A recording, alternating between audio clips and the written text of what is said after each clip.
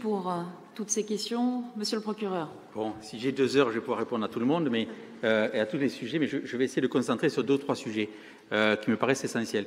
Je n'oublierai pas de répondre à Monsieur Compagnon sur la vidéoprotection. D'abord, je crois très important que l'on travaille avec à l'esprit l'idée de la coproduction de sécurité. C'est-à-dire que aucun des acteurs, pas plus la municipalité que la police, que la justice, que les différents, le secteur associatif, etc., seul peut, les OPHLM, etc., seul on ne peut rien. Donc il faut travailler dans de la coproduction de sécurité. Et chacun, dans son rôle et dans ses responsabilités, y compris juridiques, travaille. C'est pour ça sur un certain nombre de sujets, on se voit assez régulièrement pour déjà analyser en commun voilà, quel est l'état de la situation, quels sont les sujets, pour déjà partager un diagnostic commun. On le fait assez régulièrement quand il y a une problématique qui émerge. Et de là, on décline un plan d'action et chacun, je dirais, fait sa petite partie dans son coin. Mais, par exemple, il y avait une question sur quels sont les facteurs qui pourraient faire que les choses s'aggravent. Il y a par exemple un facteur qui fait que les choses sont comme elles sont, c'est l'urbanisme. Vous avez, par exemple, le 8 Bourdonnais, que tout le monde connaît ici, c'est, je dirais, quasiment le lieu idéal pour installer un point de deal. Parce que vous avez des possibilités de fuite extrêmement aisées, avec à peu près 2-3 guetteurs, vous contrôlez complètement la zone. Voilà. Donc, il y a des endroits où il est très difficile aussi. Alors, c'est des zones publiques ou des zones privées. Hein, très difficile pour les policiers. Moi, je vais assez régulièrement avec eux le jour ou la nuit pour voir un peu comment ils travaillent. C'est très difficile d'accès, par exemple, pour les services de police.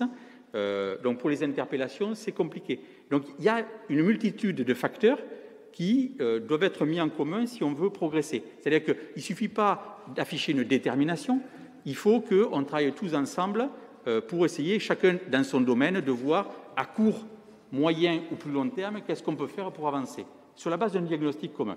Donc ça, c'est très important. Je pense que c'est fait de manière qualitative. Pour répondre à la question sur la vidéoprotection, on s'en est parlé, je peux l'évoquer, madame là ? On s'en est parlé à un certain nombre de fois, notamment au sein du CLSPD, enfin les instances, voilà.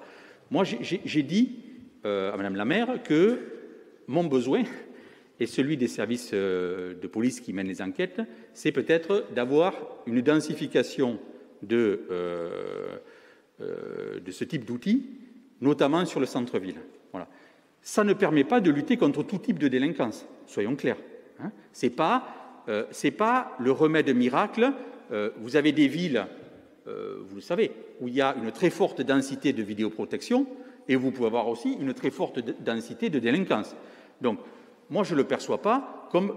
Enfin, si c'était la réponse, ça éradiquait la délinquance, ça se saurait, quoi. Bon. Par contre, moi, c'est ce que j'ai dit à madame la maire, et je pense avoir été entendu, mais je ne répondrai pas évidemment à sa place. Moi, j'ai dit, vous savez, c'est un outil qui me permet déjà, au service de police, de savoir ce qui s'est passé. Il y a eu, par exemple, un règlement de compte extrêmement violent qui s'est passé au mois d'avril, qui a été filmé. Ça permet tout de suite, je dirais, de savoir combien il y a de personnes en cause, comment elles sont habillées, qui a fait quoi. Parce qu'il ne suffit pas d'être... Il y avait une douzaine de personnes. Il ne suffit pas d'être un parmi 12.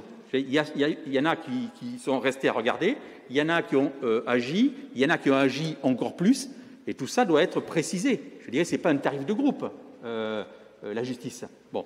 Donc, nous, ça nous permet... Je prends des exemples. Les agressions de nuit qu'on a eues beaucoup, par exemple, l'été dernier, au centre-ville, avec notamment, en deuxième partie de nuit, des personnes qui sortaient de tel ou tel estaminet, parfois dans des états un petit peu compliqués, et qui se faisaient agresser.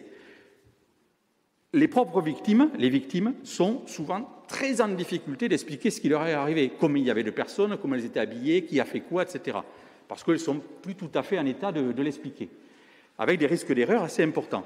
Moi, ça me permet Et c'est souvent des actions de groupe en plus. C'est souvent des actions de groupe. Moi, ça me permet, si on a des images de vidéoprotection, ça me permet de discriminer, d'incriminer positivement ou de disculper. Parce que j'ai en tête des procédures où la victime, de toute bonne foi, écrit dans le procès-verbal, mais moi j'ai reçu, mettons, un grand coup de poing, et puis après il m'a pris ceci, il m'a pris cela. Quand on regarde la vidéoprotection, on voit bien que ça n'est pas réel. Vous voyez ce que je veux dire? Donc, moi, ça me permet aussi d'avoir assez vite une vision de qu'est-ce qui s'est passé, combien il y a personne en cause et qui a fait quoi.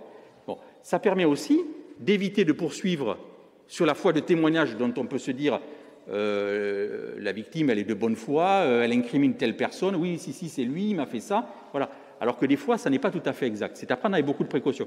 Donc, ce que je veux dire, c'est que la vidéoprotection, c'est pas l'outil miracle. C'est pas l'outil miracle. 2, c'est un outil utile, à la fois pour se dire qu'est-ce qu'il s'est passé et pour incriminer ceux qui doivent l'être et disculper ceux qui doivent l'être. Donc, c'est un outil, si vous voulez, à charge et à décharge, pour reprendre une terminologie jolique. Alors, je vois un peu de scepticisme. Moi, je vous livre les choses telles que je m'en suis ouvert à Madame la maire, en lui disant nous, ça nous serait utile.